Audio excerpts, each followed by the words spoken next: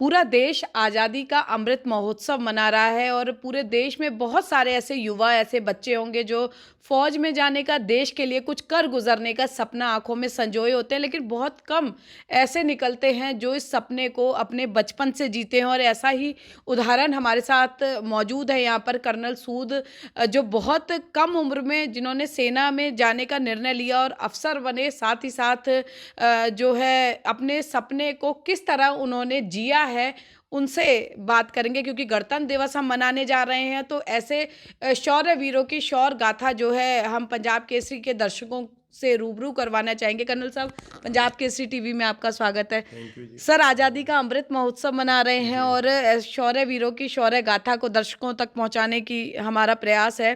जी। सबसे पहले कि जैसा मैंने कहा कि आपने जिया है वो सपना, तो कैसे शुरुआत हुई बचपन से?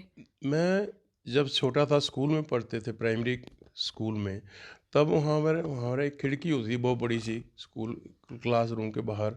वहाँ से हमने देखा, मैं धर्मशाला में पढ़ता था, धर्मशाला में पैदा हुआ हूँ, और वहीं से कैंटोनमेंट है, वहाँ से फौजी जाते थे वो रूट मार्च पे, उनको देखते रहते थे। कई बार टीचरों से मार भी खाई कि आप पढ़ाई नहीं कर रहे। उसके बाद में मेरा एक जुनून सब दिल में बैठ गया था कि फ़ौज में ही जाना है और अफ़सर बनना है। हुँ। एक अफ़सर बनने का एक सपना था, वो धीरे धीरे पूरा हुआ। वहाँ मैंने एनसीसी ज्वाइन कर ली 7th क्लास में। फिर हम मेरे पिताजी की ट्रांसफ़र पटियाला हो गई। पटियाला में मैंने अपना जे जूनियर डिवीज़न का पूरा किया। फिर मैं सीनियर डिवीज़न में पटियाला में पढ़ा हूँ, हुँ। और वहाँ पे सीनियर डिवीज़न एनसीसी की, और मौका मिला वहाँ बेस्ट कैडेट रहा मैं, और सी सर्टिफिकेट भी किया। और मैं दिल्ली में 26 जनवरी की परेड 1965 में की। उसके बाद में मेरी सिलेक्शन, मैंने बहुत मेहनत की, और हुँ। मेरी सिलेक्शन आर्मी में हो गई। और आर्मी में मैं सेकंड लेफ्टिनेंट की ट्रेनिंग के लिए गया 1967 में, और 68 में मैं कमीशन लेके आ गया। आप हैरान होंगे, मुझे भी कई बार ताज्जुब होता है कि मैं 20 साल और 6 महीने में अफ़सर बन चुका था। जी। और बड़ा एक चैलेंजिंग जॉब था। मेरे सीनियर मेरे से कुछ जलते भी थे, कुछ खुश हुँ। भी थे कि ये इतनी जल्दी कैसे अफ़सर बन गया ये। हुँ। लेकिन मेरी एलिजिबिलिटी पहली बार जब बनी अफ़सर बनने की, मैं उसी में सारा क्वालिफ़ाई हुँ। कर गया।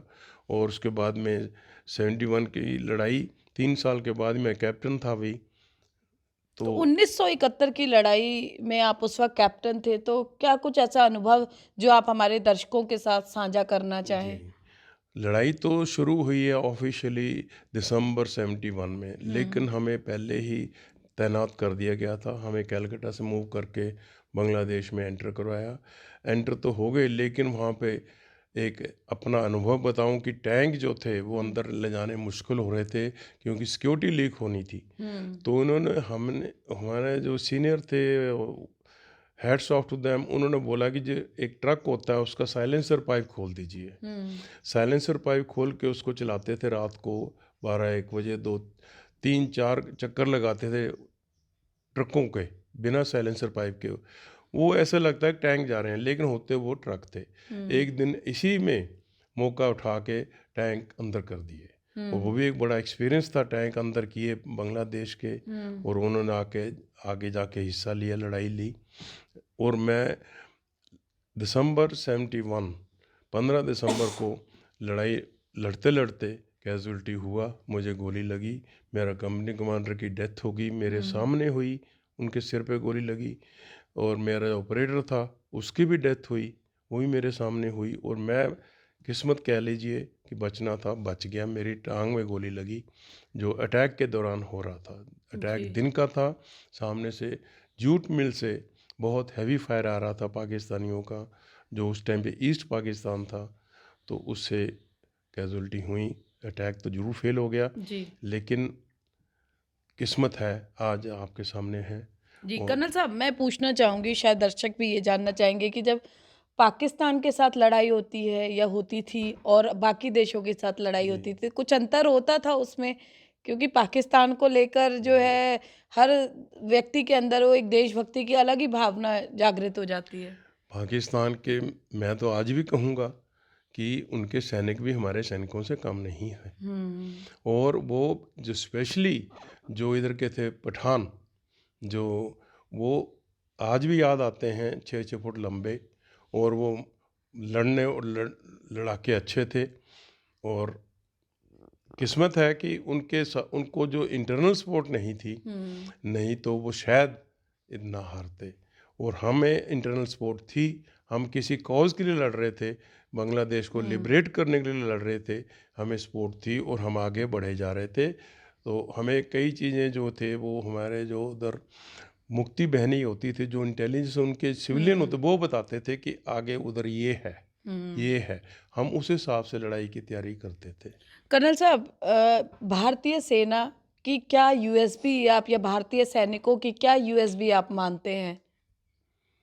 भारतीय सैनिक लड़ने के लिए अच्छे हैं, नेता उनके साथ, लीडर अच्छा होना चाहिए, वो आपके साथ होंगे। अगर आपके साथ लीडर अच्छा नहीं है तो वो भी पीछे हो जाते हैं। और आजकल रिक्वायरमेंट यही है, उस टाइम पे भी थी, कि जो ऑफिसर है वो आगे होना चाहिए, और ऑफिसर आगे हुए हैं तभी मैं कैजुअल्टी हुआ हूँ, तभी दूसरे भी मरे हैं। अगर आगे नहीं जाते थे तो वो भी समझ जाते थे कि नहीं, आगे नहीं चलना है। कर्नल साहब, आज का अगर सिनेरियो देखें हम, तो क्योंकि सेना में आप रहे हैं, बड़े पदों पर रहे हैं, तो किस तरह का कहीं कोई टीस महसूस होती है, या लगता है कि ये जो आगे वाली जनरेशन है वो उसी परंपरा को आगे ले जाए रखने में आपको लगता है कि सक्षम होगी? और या फिर सरकारी स्तर पर अगर बात करें तो किस तरह के चेंजेस आप लगता है, क्योंकि एक जो सैनिक या सेना से जुड़ा व्यक्ति होता है वो आत्ममंथन करता है, वो देश को लेकर उसका एक अपना ओपिनियन होता है, क्योंकि बहुत नज़दीक से और बारीकी से उसने चीज़ें जो है वो ऑब्जर्व की हुई होती हैं। बात आपकी सही है, उस टाइम पे समय लगता।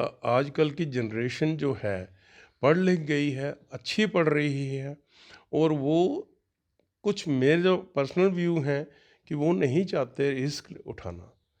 पहले हम रिस्क में कभी डरे नहीं।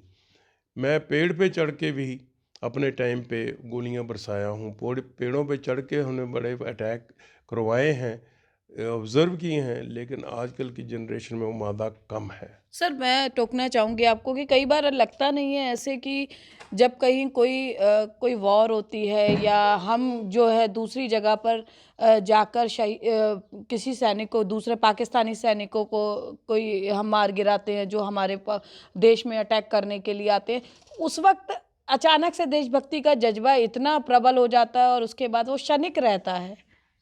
ये मोमेंटरी होता है थोड़ी देर के लिए, लेकिन मैं तो ये कहूँगा जिसके घर का आदमी जाता है वही इसको समझता है, या जिसके पड़ोस का रिश्तेदार या कोई ब्लड रिलेशन, वही इस चीज़ को समझ सकता है। दूसरों को ये इसके बारे में कोई दिल से आवाज़ नहीं निकलती। कर्नल साहब, पूरा देश आज़ादी का अमृत महोत्सव मना रहा है, गणतंत्र दिवस हम मना रहे हैं, तो ऐसे में क्या कुछ देशवासियों से अपील करना चाहेंगे? क्योंकि बहुत सारे सैनिक, बहुत सारे लोग शहीद हो गए और उनकी शहादत व्यर्थ ना जाए, इसके लिए क्या कुछ आप कहना चाहेंगे देशवासियों से? मैं तो यही कहूँगा कि जब तक हमारे देश में गवर्नमेंट सर्विस लेने के लिए कंपलसरी ट्रेनिंग ना की जाए, जैसे फॉरेन में है, अमेरिका में है, नॉर्वे में है, मैं दूर के जाऊँ, वहाँ 12 से 18 महीने की ट्रेनिंग करेंगे, तब आप ये एलिजिबिलिटी है गवर्नमेंट जॉब के लिए। जो यहाँ पे अगर कंपल्शन ना की गई तो मेरे ख्याल से इतने पढ़ रहे हैं, उनको अपॉर्चुनिटीज़ बहुत हैं। अपॉर्चुनिटीज़ जो payment wise, risk wise better हैं, तो वो क्यों जाए? इस वक्त उनमें एक कंपैरिजन आ रहा है कि मैं क्यों। लेकिन मैं तो ये कहता हूँ, जब मौत आती है तो कुछ नहीं, जब मैं रोड पे एक्सीडेंट होता है तो कैसे होता है, उस टाइम पे वो सोचता है कि मेरा एक्सीडेंट होना था।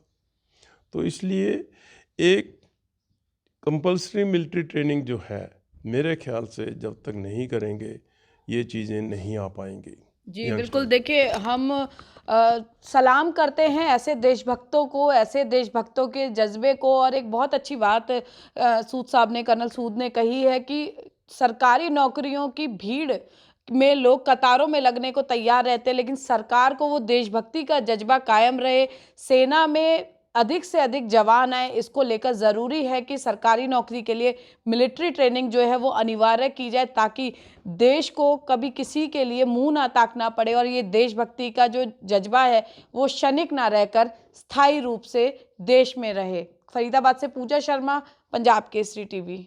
हमसे जुड़े रहने के लिए हमारे YouTube चैनल को सब्सक्राइब करें और नई वीडियो की नोटिफिकेशन के लिए बेल आइकॉन को दबाएं। अगर आप ये वीडियो Facebook पर देख रहे हैं तो लाइक जरूर करें और ज्यादा से ज्यादा शेयर करें। धन्यवाद।